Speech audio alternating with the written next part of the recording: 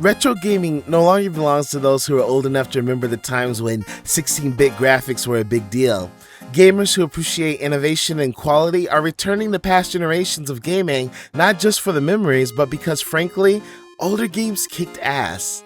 Why do you think 99% of recent games are prequels, sequels, reboots, or remasters of something that existed 15 to 20 years ago?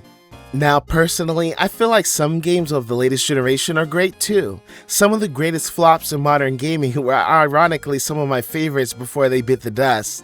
Evolve, for instance, and also Anthem both showed at the very minimum some promise with new concepts or gameplay mechanics, but because of the forces that be in the industry, could not get on stable ground. However, previous generations more consistently produced titles that became flagship IPs and franchises. Why?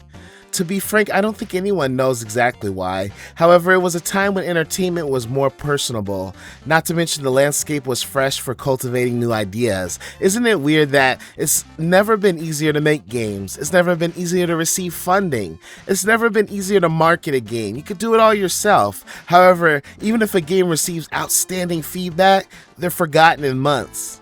In that vein, I would agree that oversaturation is hurting the market. We don't need more games, we need better games.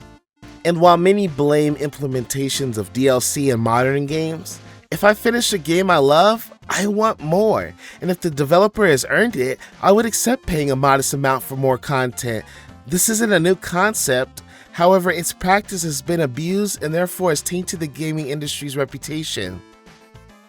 Every generation has had its share of hits and misses, some more than others. However, to say retro games are better simply because we have fond memories of them doesn't really hold up in every comparison. With all that said, not every new game is bad, and not every old game is good.